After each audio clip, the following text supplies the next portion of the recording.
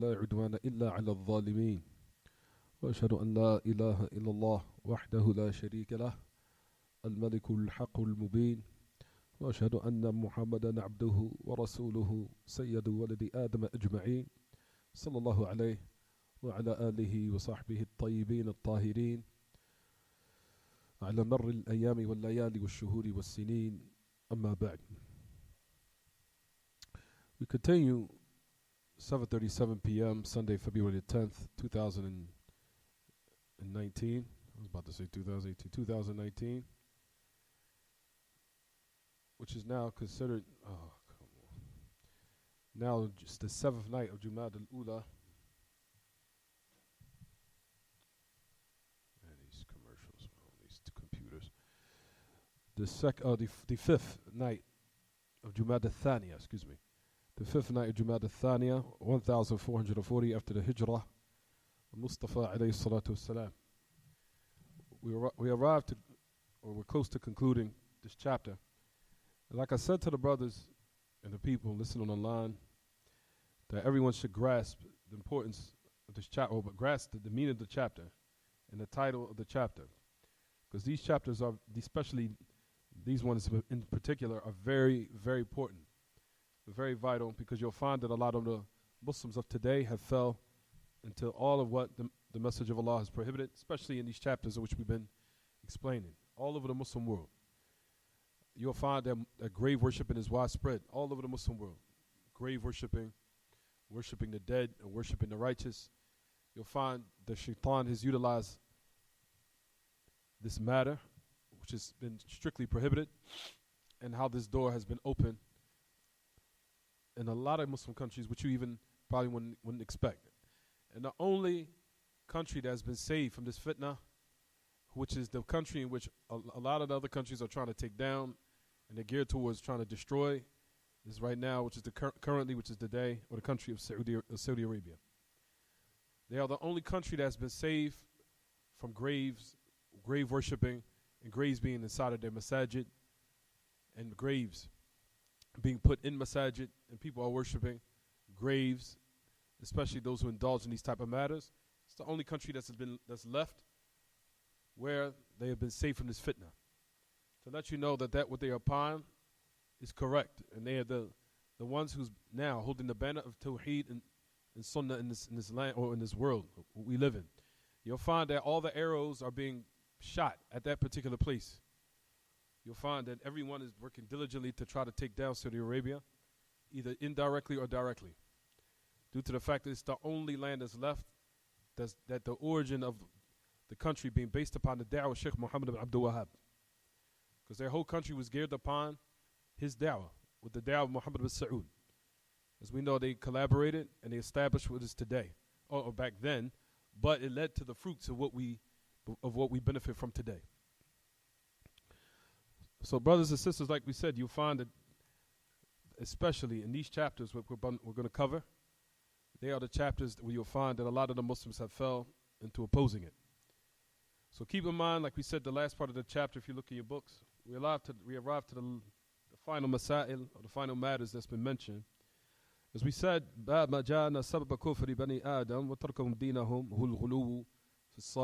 we talked about.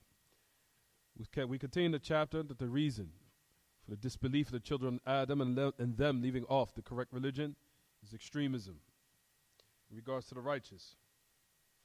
We arrived to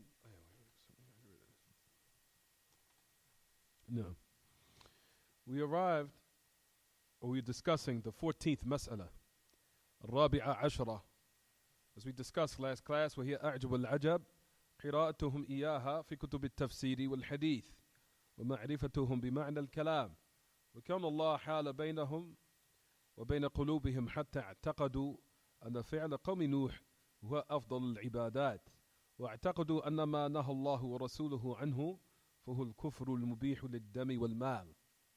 As we discussed last class, we said that the 14th mas'ala, we said that the most remarkable, amazing thing is the recitation, of them reading it in the books of tafsir and in al-hadith. What did we discuss as saying who the great imam was speaking about, ya ma'ashal ikhwa? The people of bid'ah, or the people of ahl bid'ah. من أهل التصوف والشيعة وغيرهم. As you'll find that they fell into this. You'll find, like we said, them reciting, especially the Sufis, them reciting these books and reading the books of tafsir and al-hadith, and them having knowledge of the meaning of the speech, of what we're discussing. Especially it says that Allah came between them and their hearts, meaning of proper understanding and proper comprehension.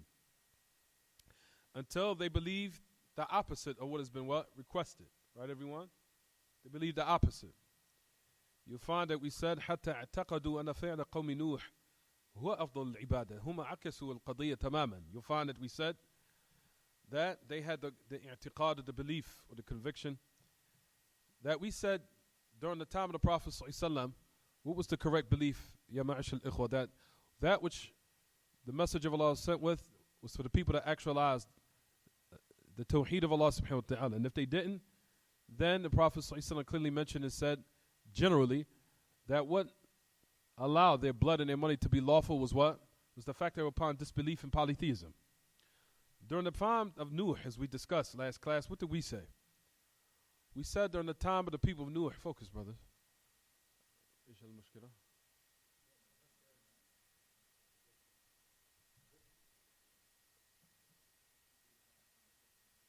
كتاب التوحيد هذا هو. أنا ما أدري هل هناك نسخة على الرف أم لا، ما أدري.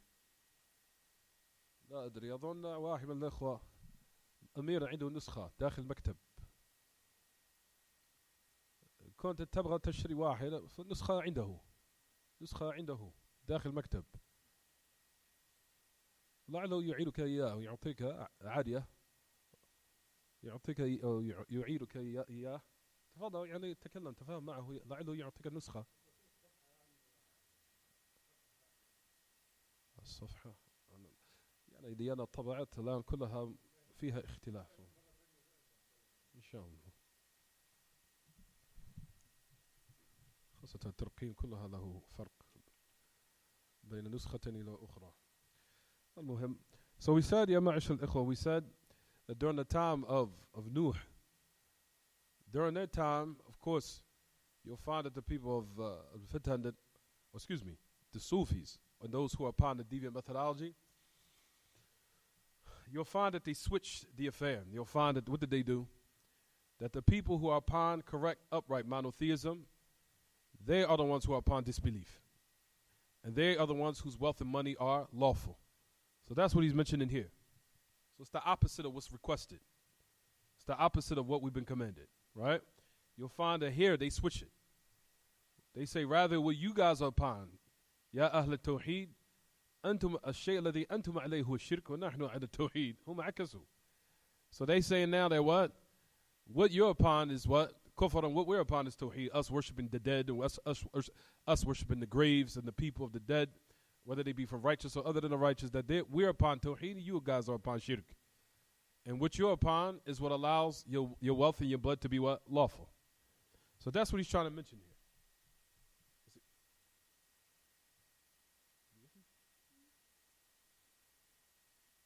You know which masala we're talking about?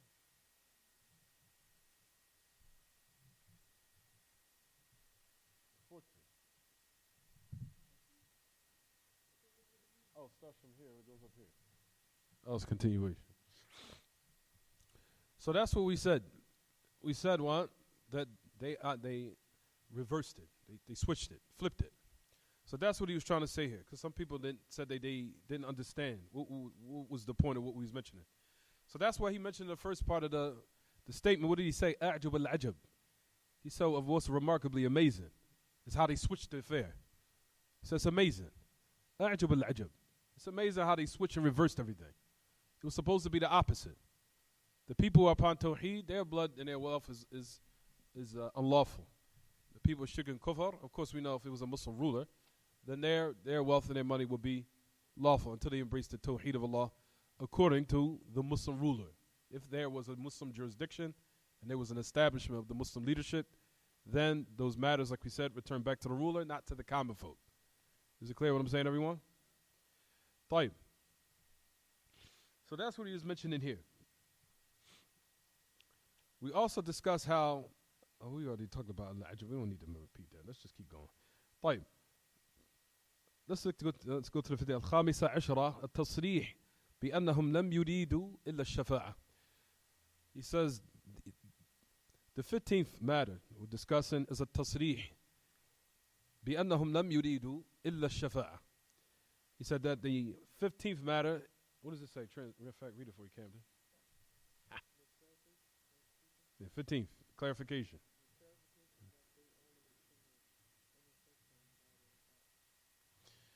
He said the clarification that they did not intend except what?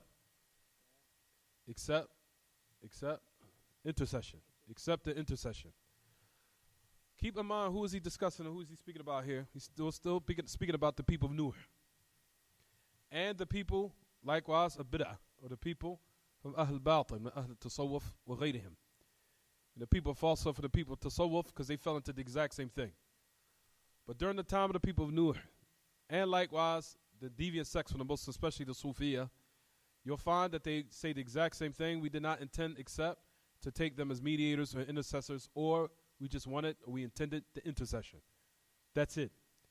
However, like we said, what they did in order to so-called attain the intercession, they embarked upon an incorrect method, and as a result of it, they fell into polytheism. Right, everyone? So that's what he's speaking about here. He's speaking about how ما أرادوا إلا الشفاعة ومع ذلك وقعوا في الشرك.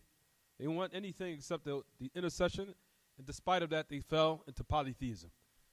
And you'll find to this day, in a lot of the Muslim countries, they say exactly what the great Imam is mentioning here. Exactly, it's no different. We want the intercession. Don't you know how it is to love the righteous? We have to show love to the righteous. We have to remember them and remember their uprightness and remember their obedience to Allah and how close they were to Allah. The exact same thing that happened with the people of Nuh back in that time, and likewise during the time of the Messenger of Allah alayhi salatu wasalam, where you'll find that the Messenger of Allah the Kuffar al-Quraysh said the exact same thing, that we did not take them or those idols as mediator intercessors except to draw us close to Allah or by attaining the intercession. So they say the exact same thing. So there's no difference between what happened in the time of old, meaning the people of Nuh or the followers of Nuh, or during the time of all the prophets and messengers. Likewise, he said the exact same thing. So you find that Iblis just renews his tricks from the time of old all the way up to these times, which we're living in now. As we know, the dawah was one and the trick was one, even though the times might have been different. Even though the times might be different, or the people were different. So it says in Tasrih that they did not intend except the Shafa'ah. We talked about the chapter which is in the Shafa'ah, that we said that the Shafa'ah is only sought from who, everyone? Is it sought from the Messenger of Allah alayhi salatu wassalam? There's a Shafa'ah la yutlab illa min Allah tabarak wa ta'ala wahda. As we know, Shafa'ah la tutlabu illa min Allah tabarak wa ta'ala wahda. And we said that Shafa'ah is not sought except from Allah. That's it. Because He's the owner of the Shafa'ah. He's the owner of it. And He's the only one that will allow anyone to what? He's the only one that will allow one to intercede for anyone. He's the one that will give permission, and He's the one that owns it. So a person, if he wants something, he goes to the owner of it. He goes to the one who owns it, who is in total control of it, and also who's going to initiate the permission and command of it, not from the one who doesn't. That doesn't make sense even as far as with the creation. If you want to now buy or purchase something, you want to attain something, you go to its owner and find its owner first. You don't go to someone else of what he gave permission for him to conduct in that matter. You go to the one who owns it and the one who fully controls it. It has total domination and power over it. So that's why we said the Shafa'ah, you'll find that the people these days have mixed up these qawa'id, these principles. So as a result of it, you even find that the misguidance of the Christians are at the same level. The same thing. Iblis and Shaitan used the exact same thing to deceive the Christians. It's the same thing. You'll ask them the same, why do you worship Jesus? We don't worship Jesus. We say, yes, you do. You call Him Lord, right? Yeah. We call Him Lord. But the only way you could get to the Father is through the what? It's through the Son. What did you do? You tried to take Jesus, the Son of Mary, as what? As a middleman, mediator, intercessor, or someone to bring you so-called close to the Father. So in order to get to the Father, we have to go through the Son. It's the same trick from the time of old, the same trick of today and during those times. And you'll find that Shaitan just renews the trick over and over and over again. And the people fall right into it. Even for the Muslims from the deviant sects, they fall into this. Same thing. You ask them, why are you worshiping the grave of Ibn Arabi? Why are you worshiping the grave of Ahmed Badawi? Why are you worshiping the grave of Layth ibn Sa'd, the great Imam, rahimahullah? Or Imam al-Shafi'i, the great Imam, rahimahullah. Why are you worshiping the grave of these people? We want the shafa'ah. We want the intercession. Don't you know in order for Allah to accept our deeds, we need to now put forth someone who's close to Him so He can accept our actions, and that individual acts Allah subhanahu wa ta'ala to accept our deeds, or what have you. Same exact trick of old. It's the same trick that's being done of now, the same hila iblisiya, the same satanic trick, and it just renews itself. So that's the reason why you'll find, like we said, these chapters are very important, that you grasp this concept and grasp its meaning, so you do not fall into the trick of shaitan, which led to the doors of polytheism, which is the ultimate destruction of the human being. Because like we said, you die in the state of polytheism and paganism, you'll be in the hellfire forever. So this affair is not an affair that's something that's easy or something that you brush off, like it's something small, minute, it's minor, it's a minor thing. This is a major thing. This is something dealing with you invalid, your chances of surviving in the hereafter. Your survival of the hereafter, like we said, will be totally, absolutely nullified if you fall into these affairs. Is it clear what I'm saying, everyone? طيب. So the next mas'ala is, it says, سادسة عشرة ظنهم أن العلماء الذين صوروا الصور أرادوا ذلك. ظنهم أن العلماء الذين صوروا الصور أرادوا ذلك. The sixth matter, it says them thinking that the scholars, those who put forth those images, that's what they wanted. That's what they wanted. That they wanted for them to what? Intercede for them. He said, rather, the only thing that the people of those scholars during the past of what we're talking about, meaning the time of Nuh, what did they intend? Did they intend that the people worship the righteous? Is that what they intended? The scholars? That's not what they intended. That's not what they intended at all. What did they intend? They intended just to make the people more active and diligent in worship of Allah. However, they what? They took on a method that was what? Incorrect. Even though the intention was still what? Good. They wanted the people to be more active and more diligent in worship of Allah.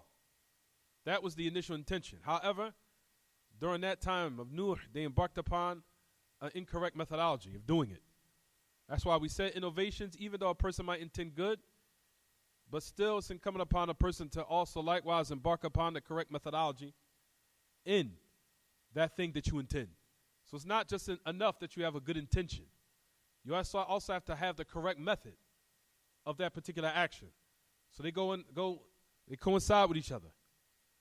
It's not just enough that I intended good. You also have to have knowledge of what you're doing. So the actual method, the method that you use was something that was correct, that agreed with Kitab and Sunnah. So the people now can draw close to Allah by something legislated, not something that's innovated, which will come as a result of it. They will what? They'll fall into something evil, or even fall into something that'll be, as a result of it, the rejection of their action, or even falling into the hellfire if they're not careful. You understand what I'm saying, everyone? So the intention of those who are righteous, the intention of it was just for them just to be what? Active and diligent worship. That's it. No more, no less. But however, they didn't have the correct what? Method. They did not take the correct methodology. The method of how they took it, or the method of what they used, was incorrect and in opposition to what Allah subhanahu wa ta'ala legislated. So it's not enough that you have a good intention. You'll find that the majority of the common folk, of course, the common folk that have been deceived by the scholars of misguidance, while you celebrate the message of Allah's birthday, you'll find a lot of them saying that they have a good intention. A lot of the people who are ignorant from the followers, of course, not the heads. The followers, some of them, you'll ask them, they say, well, we love the message of Allah, so this is our contribution to him. But what they intended something good, but they did not what? Put forth the correct method. which came as a result of it, like we said, that particular action will be rejected. What they utilize to draw close to Allah by that correct act. Even though we said that Shaykh al-Islam Taymiyyah said that they can receive a reward for their intention, but the action they committed was rejected. But the reason why they were rewarded for their actions because they were ignorant. But if they did it upon knowledge, then everything is what? Rejected. With the action didn't benefit, nor did the intention didn't benefit, nor the action benefited at all. Rejected. Is it clear what I'm saying, everyone? So that's what we said still. Even though those people who are ignorant that celebrated the message of Allah's birthday or commit all those acts of innovative practices, if, like we said, if they're ignorant, they'd be rewarded for their intention, even though the action still itself is rejected. It's not acceptable. So the practice of the message of Allah's birthday or any type of innovation, no matter what it is, you'll find, like we said, them practicing this type of act is due to the fact that they were resembling the Christians. The Christians celebrated Jesus, the son of Mary's birthday, which is also bid'ah, and then the Muslims followed them in their bid'ah.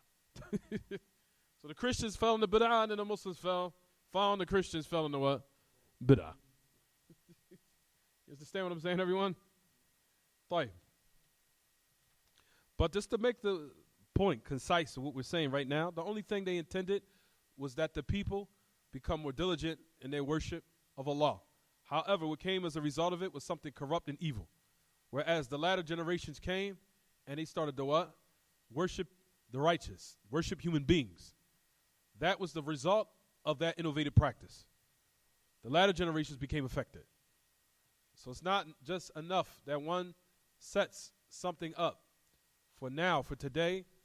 He has to look at what they call in the Arabic language having bu'd an-nadhr, being farsighted, of what will be the ultimate result or the final result in the end, even if it's not just in the time that we're in now, but rather what comes after that, what a person leaves as a legacy, and make sure that it's correct. You understand what I'm saying, everyone? So the people who come after you will still what? Do what's correct. And if they deviate, then that's something Allah subhanahu wa ta'ala, that's what Allah ta'ala preordained, but at least you can say that you what? You laid down the correct foundation. You understand what I'm saying, everyone? طيب. So it says السابعة عشرة البيان العظيم في قوله لا تطروني كما أطرت النصارى ابن مريم فصلوات الله وسلامه على من بلغ البلاغ المبين وسلامه على من بلغ البلاغ المبين. To the end of it. السابعة عشرة, the seventh matter, البيان العظيم في قوله لا تطروني كما أطرت النصارى ابن مريم. Do not exceed the bounds in praising me, just as the Christians exceeded the bounds of praising the son of Mary, who is Jesus. So the message of Allah laid down the what? Laid down the haqq, the truth. So everything that the message of Allah put forth, you can see the completeness of our religion. How the message of Allah totally shut the door of what? Of how what the previous nations fell into, for not to the Muslims to fall into that. How he shielded them and protected them from doing it. And he conveyed the message in the most complete manner. To the point where he even said, if you notice in your books, what did the great Imam say? Sheikh Muhammad Abdul Wahab, he says, بَلَّغَ الْبَلَاغَ الْمُبِينَ. That he informed the message what? Clearly. He conveyed it clearly. Al-Balagh al-Mubin. The clear message was conveyed. So the message of Allah sallallahu was refuting the deviant sects that exceeded the bounds of his praise. Such, for example, like we talked about what happened with the Sufis, who say that from Ali Jifri, who say that it's permissible for one to make dua to the message of Allah. As you'll find that Ali Jifri, who is al-Ghadiq, al-Mulghamis, al-Munhamik, al-Mustaghriq fi Sufiyya, you'll find that he's engrossed, engrossed inside of Sufiyya, Ali al-Jifri. They call his name Habib al-Jifri. How the man not only lies upon Allah and his messenger because he brings fabricated ahadith. That's a lot of the Sufis do. That's something they do habitually, and they don't feel any way about it. You'll find some of them to the point you can see how wrecked they are in their fundamentals, to the point where you say, Yaki, this is a lie upon Allah and his messenger. They won't have any reaction. No reaction at all. It's a lie. It's a fabrication upon Allah and His Messenger. You don't feel no type of way? You don't feel any way? You would say to them, what, you know the hadith of the Prophet ﷺ, that's mutawatir. You say to them, he says, من كذب علي لا تكذبوا علي والكذب علي ليس كالكذب على غيري ومن كذب علي متعمدا فليتبوأ مقعده من النار. Hadith mutawatir. He said, do not lie upon me. And lying upon me is not lying on the message of Allah is not like lying upon someone else. Meaning his lying on him is on a whole high magnitude. And whoever lies upon me on purpose, then let us take his seat in hell. Let him take his seat in the hellfire. So the message of Allah has clearly said what? These affairs are prohibited. To lie upon him on purpose, alayhi salatu wassalam, will land one in the hellfire. He was to go to the Sufis, especially Ali Jifri, who is from those who have. If I was to really go on to YouTube, you brothers, if you have the time to, and don't listen to him, of course, but you'll see all the fabricated ahadith that he utilizes in front of his followers. A lot of fabricated ahadith. And what he utilizes in order to gain or arouse and stir up the emotions of the people until he gains more followers and more money. And that's the reason why you'll find, we'll talk about that right now. But anyway, Ali Jifri was from those likewise who lied upon Allah and His Messenger. And he also likewise fell in the type of polytheism, in which was explained here. What does he do? Just like you said, the Messenger of Allah, alayhi salatu wasalam, prohibited that one exceeded the bounds of praising him.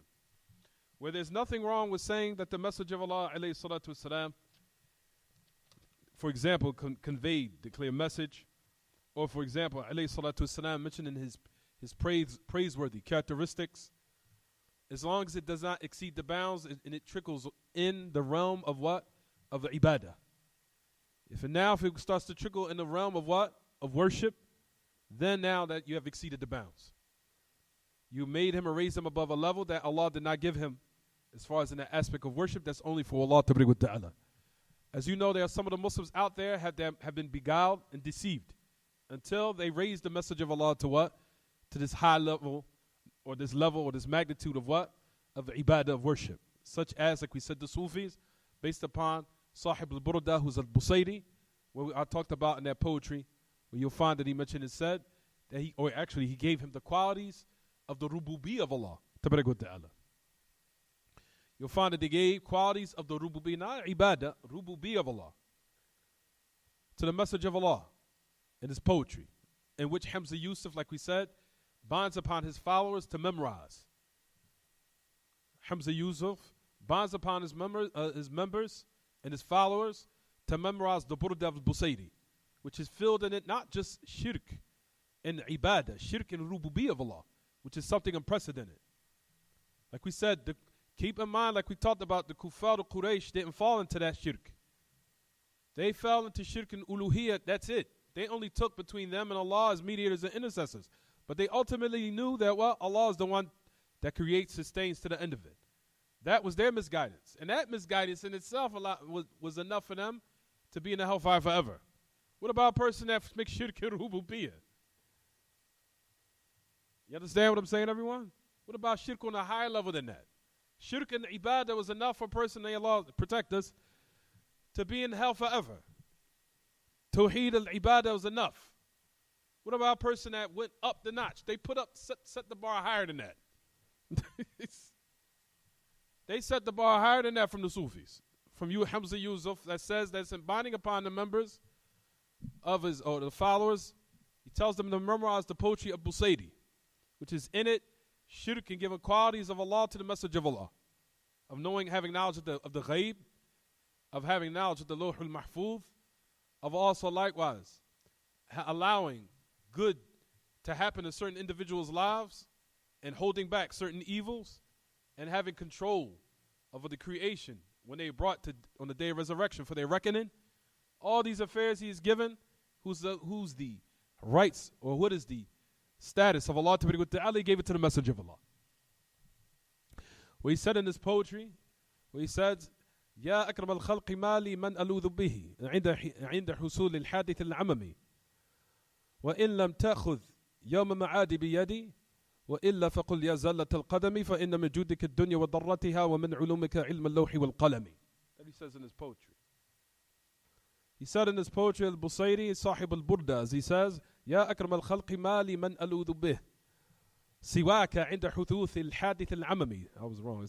It's سواك عند حدوث الحادث العممي وإن لم تأخذ يوم معادي بيدي وإن لم تكن آخذا يوم معادي بيدي وإلا فقل يا زلة القدم فإن من جودك الدنيا فإن من جودك الدنيا وضرتها ومن علومك علم اللوح والقلم. That's what he said. That he said, يا أكرم الخلق, oh the most honorable of creation, ما لي من ألوذ به. Who is other than you, then I can attain that good. Other than you, if these catastrophes that are generalized to people takes place.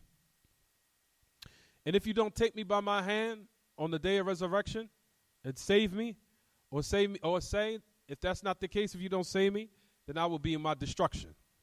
For verily from your what? From your conduct or your rights, or what you can do in this world, is to either benefit a person or harm them. Which is what?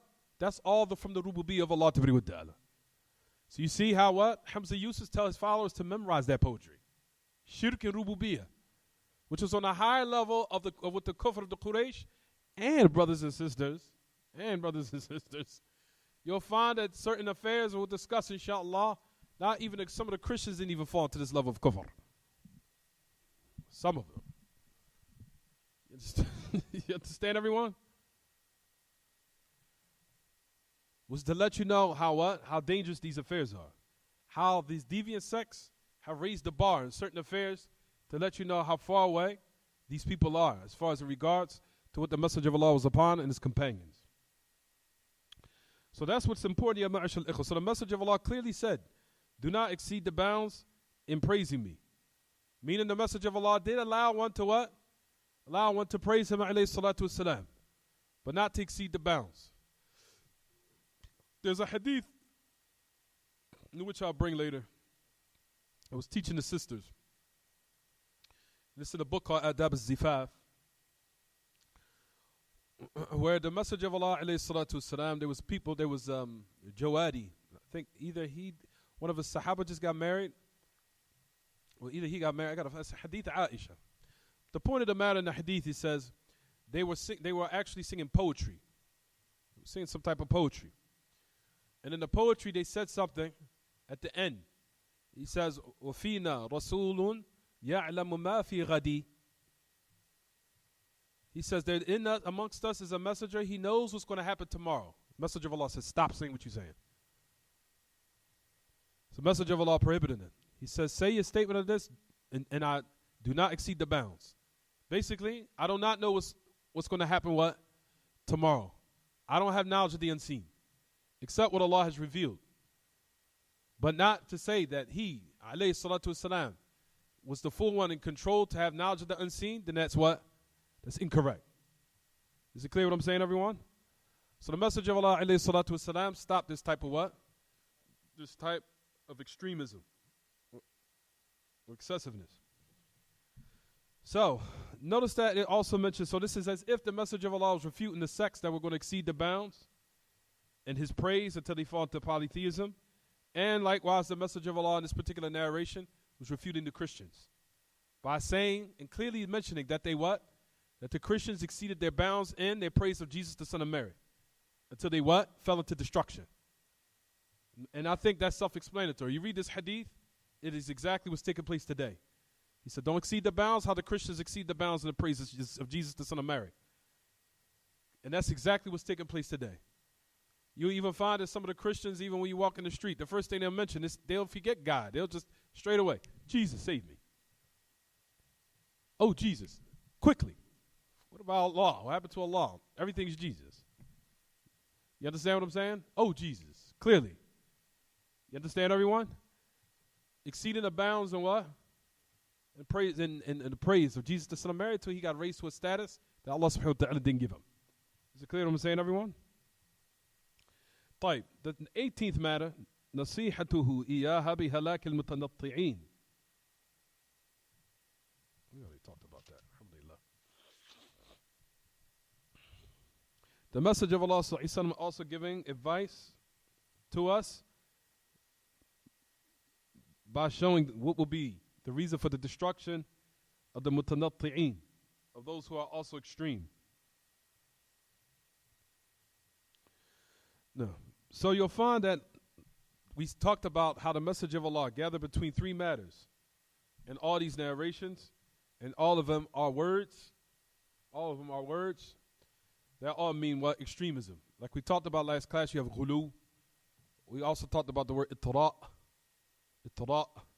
and also tanattu'. Tanattu'. All of them are different types of what? Are different types of description for the same meaning, which is excessiveness and also extremism. What's the difference? Is there a difference in them? There is. For example, ghulu, brothers and sisters, ghulu is mujawazatul had. It's transgressing the bounds or exceeding the bounds. Ghulu is mujawazatul had. Ghulu is mujawazatul had. It's transgressing the bounds or exceeding the bounds.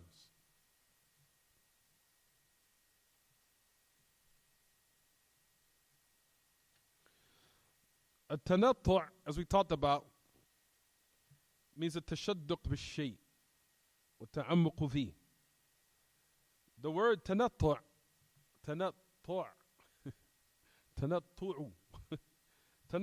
the meaning of it is a tashadduq bil-shay', meaning to go deep into something.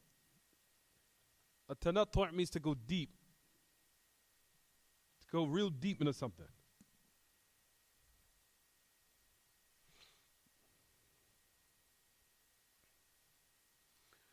As we talked about last class, that the linguistic meaning of tanattu' meaning someone that uses some speech or vocabulary what's rarely known to a lot of people.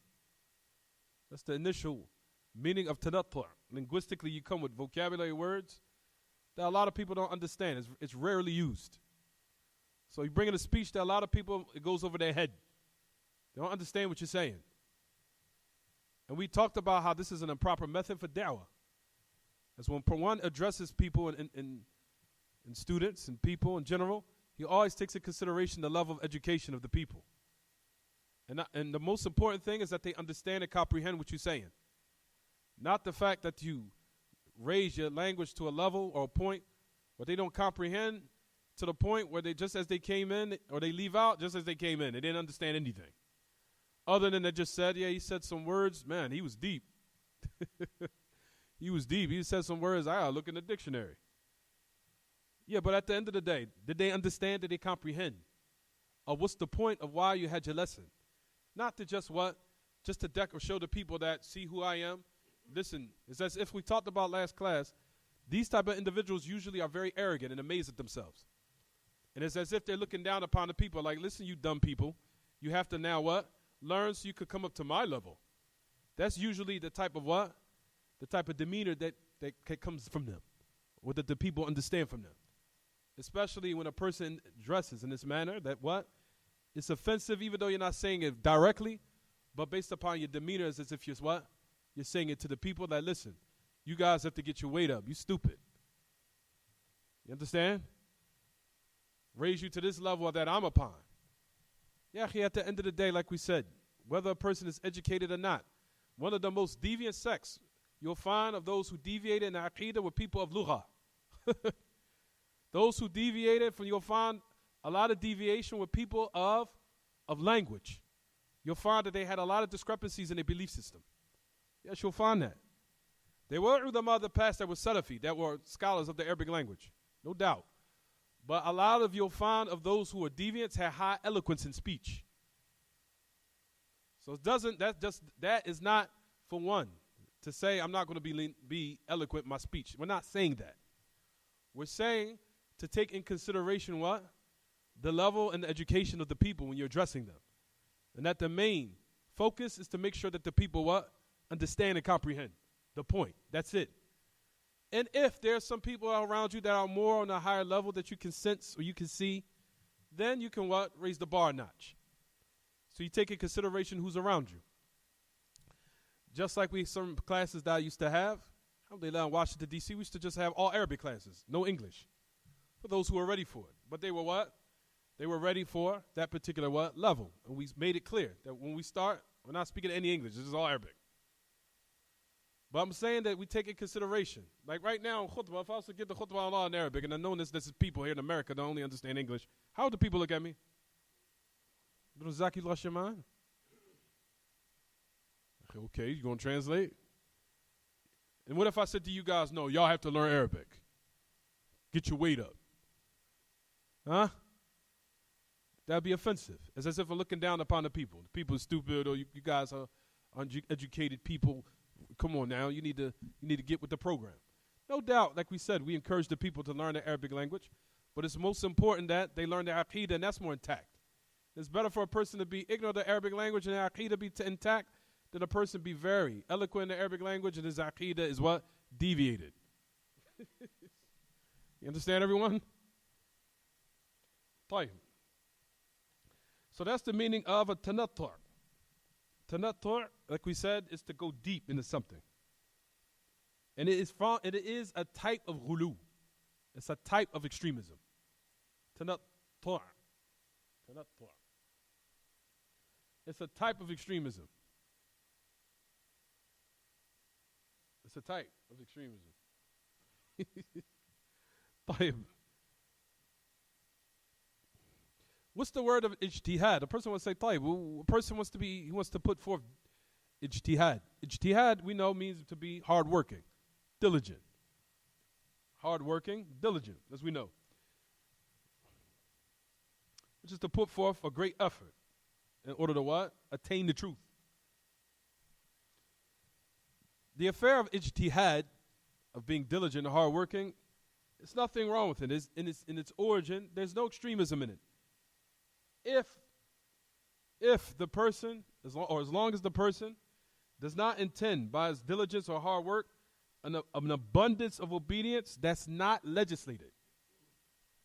An abundance of obedience or righteous actions to the point he starts to fall into things that are not legislated. For example, he prays all night without any sleep. Praying the whole night with no sleep. You fell into what? Extremism. It's extremism now. You understand? Fasting and never breaking it. I'm going to just fast 3 days straight. No eat, no drink, no food, no drink, nothing. So that's what? Extremism. Is it clear what I'm saying, everyone? As we talked about likewise. Abstaining from what? From marrying women. Or getting married. Those affairs led that individual down to the road of what?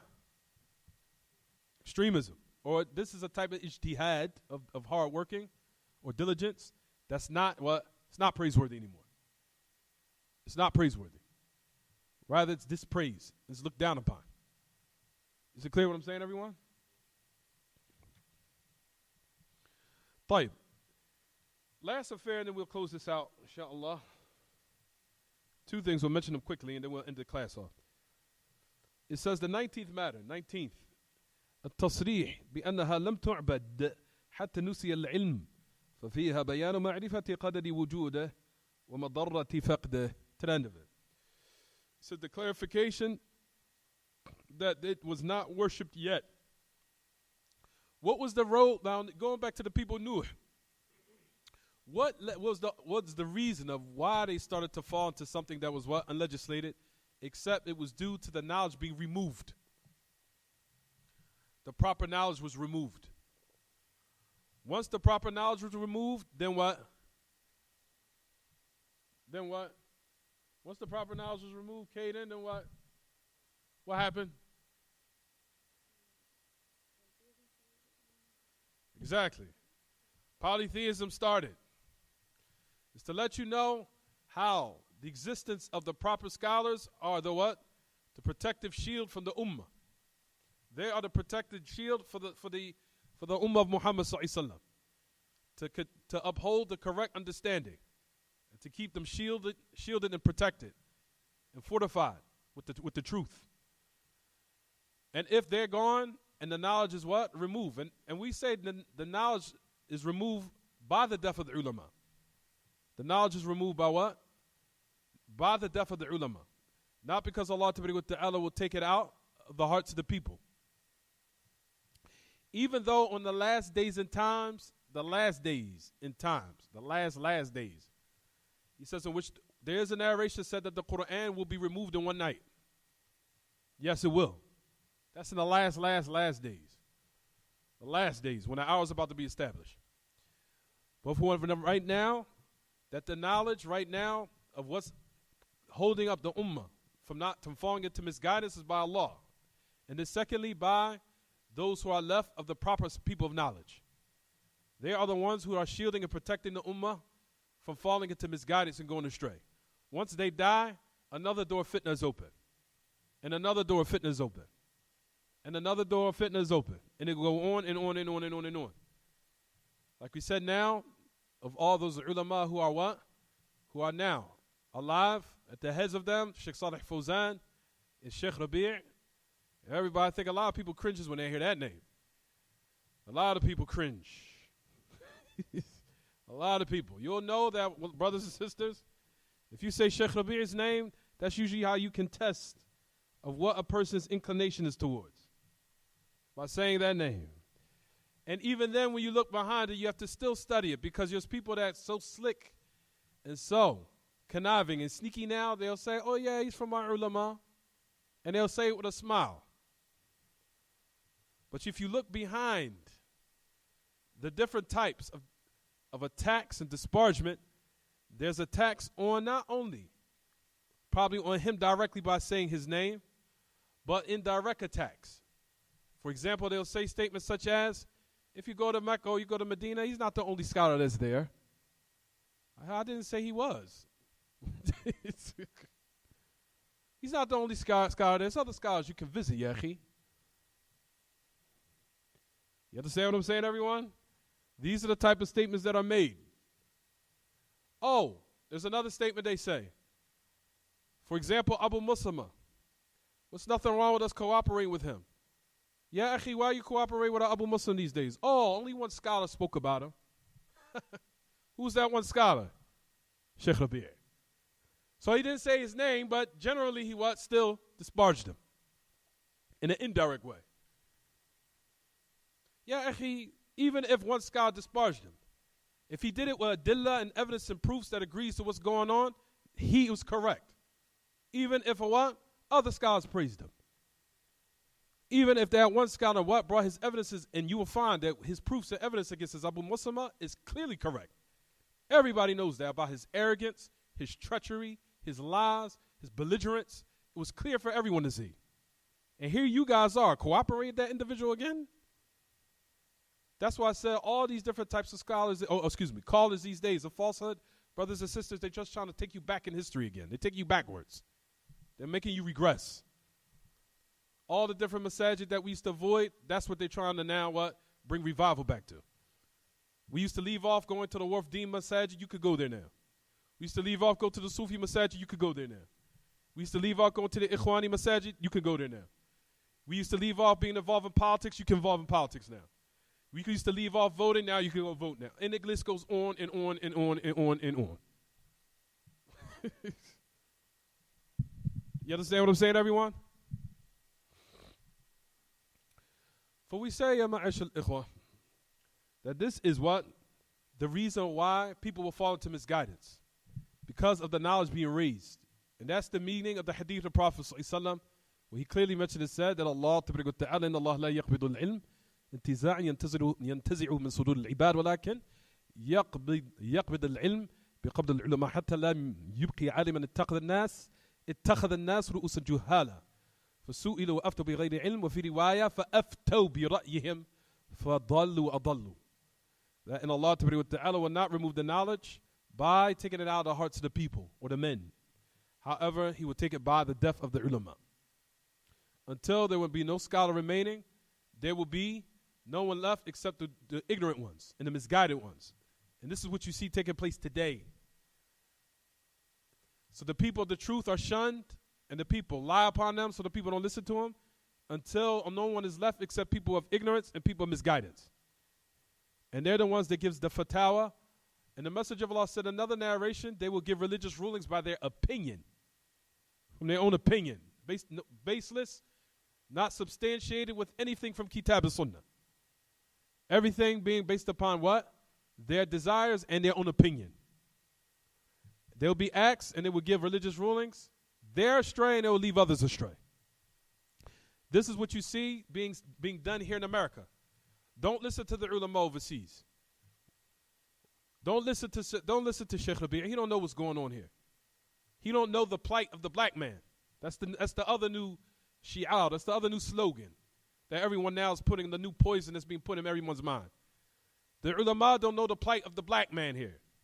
They don't know the plight of, that's all just a what? A satanic way to now make you gravitate towards what he's saying. Put the trap out there. Because we know people feeling truly black, the African Americans have been oppressed, no doubt. But that motion is utilized in order to what? Get them to be misguided. That is something that's truly evil in its origin. That you utilize the people's pain in order to mislead them. And that's what you see these callers are doing now. Utilizing the people's emotions and pain in order to what? Misguide them. That is the most wickedest of people.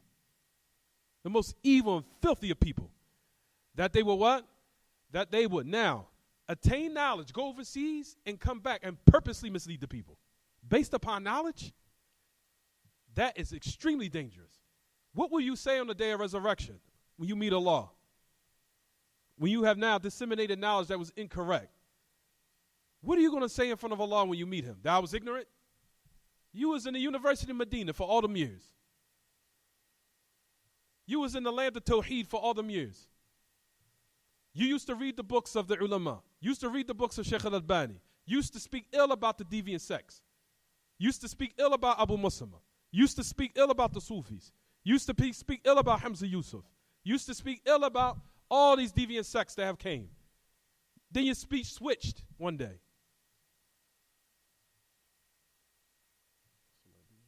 That's nobody's car here.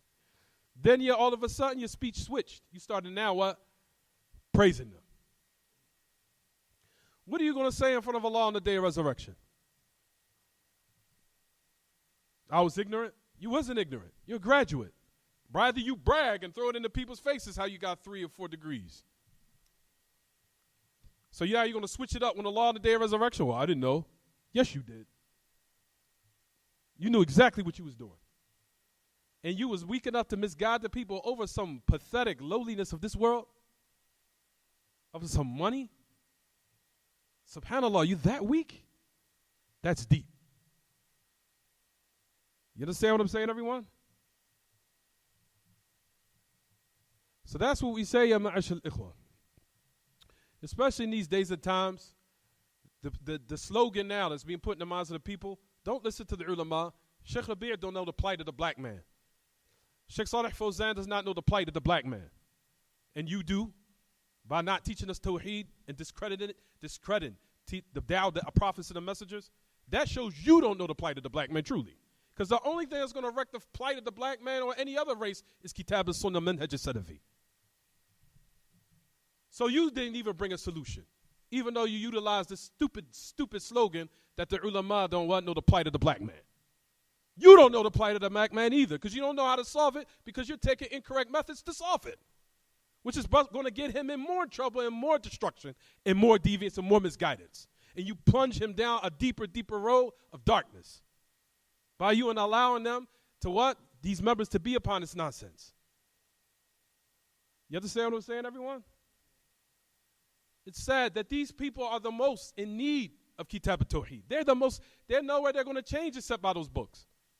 And that's the reason why you'll find a lot of their statements are statements of ignorance. Why? Because you could tell they was never cultivated properly by them people. They are the most ones that need Kitab al-Tawheed, Usul al-Thalatha, Qawaid al-Arba', Kitab, Usul al-I'tiqad, al-Laka'i, you name it. They need it the most. And you don't teach them that. No, they need to learn wudu. Yeah, they need to learn wudu. They need to learn their belief system. You understand what I'm saying, everyone? So that's what we said, that the banner of what these people say nowadays, the slogan is that the ulama overseas don't know the reality. It's the same thing as the deviant sects of the past when they used to say the ulama don't know our situation over here. It's the same thing. It's just a different slogan. The ulama overseas don't know the plight of the black man over here. It's the same thing. And the intent is one, brothers and sisters, which is what? Don't listen to the ulama overseas. Take us as your scholars. You understand, everyone? Is it clear?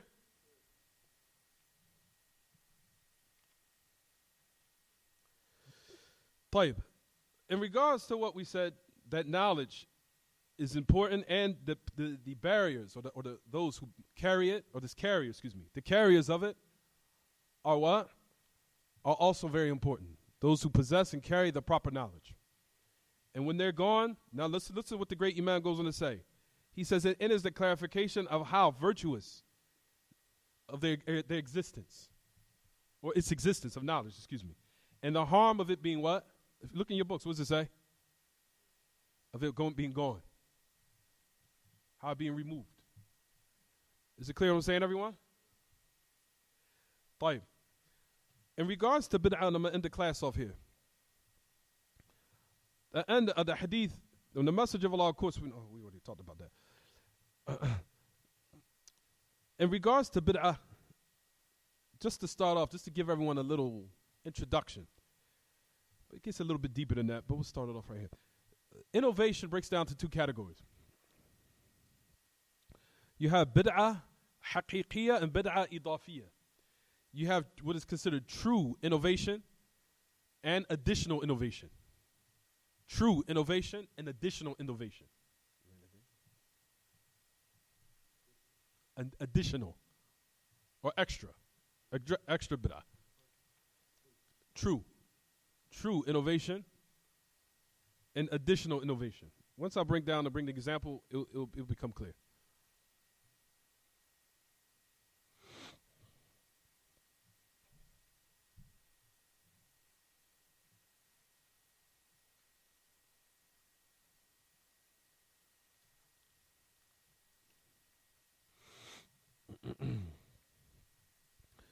For the true bid'ah is to bring about, just listen, I want everybody to listen, understand before you write it down. The true bid'ah is an innovative practice that was brought and it has no foundation to it at all. For example, celebrating the Messenger of Allah's birthday. That has absolutely no foundation at all. Rather, you'll find that Al-Ilm said that didn't happen until maybe after the 400th century or something like that, for the year of the 400. Or maybe they said the 600, something like that. Which lets you know that during the time of the Sahaba, none of them practiced that. Nor did the Tabi'een. Or any of the virtuous centuries who the Messenger of Allah praised, none of them practiced it. The 3 virtuous centuries that the Messenger of Allah praised, none of them never practiced it. And we know that those first 3 virtuous centuries was commanded what? To follow them. To follow them. Who a Messenger of Allah praised. Those generations, the first 3 generations. None of them practiced the birthday of the Messenger of Allah. So, true bid'ah is a bid'ah that has no foundation to it at all. A person would say, "Taib, is there a bid'ah that does have a foundation?" Listen, so that's that brings us to the second category. The second category, that there's to bring about a newly invented matter in the religion, that the origin of it was a legislated ibadah. However, they might have removed it and put it in a different time where it wasn't legislated, or in a characteristic or way, doing it in a manner that's unlegislated. For example, it's easy. For example, as far as time. For example, Laylatul Nisf min Sha'ban. As we know, there's a hadith where the Messenger of Allah said about the virtue of as far as people doing actions. It's not related to the birthday. But you'll find they said that, for example, the people will actually particularize and specify that night to what? To pray and make tahajjud and pray. And make tahajjud in the night. They'll specifically say, you're gonna if the half of Sha'ban goes and you're in that month, you're gonna pray all night tonight, you're gonna pray long tonight. Yeah, why are you specifying it? It's been legislated, you can pray every night. You understand? The problem is the takhsis is specifically saying in this particular day, everyone is going to what? Pray that night. You understand what I'm saying? When they next, but so the origin of it is what? It is legislated to what? Pray every night. You understand? You understand? So there is an origin. But you brought something extra. Either it's time or it's what? or the way of how it's done. For example, a person praying Fajr, they make it 4 rakat. The origin is what? It's 2. So there is a base for Fajr. So now you added 2 more rakats on into it. You added onto it. So that's what we call bid'ah idafiyah. Innovation, that's additional innovation. It was an origin for that particular act, but you added on something to it. Either by putting it in an unlegislated time or doing it in an unlegislated manner. Oh, yeah, I told you not to write it. You can use that. No? We'll stop here, inshallah. We'll continue next class. Alhamdulillah, we pretty much finished we'll start the new chapter next class. تفضل.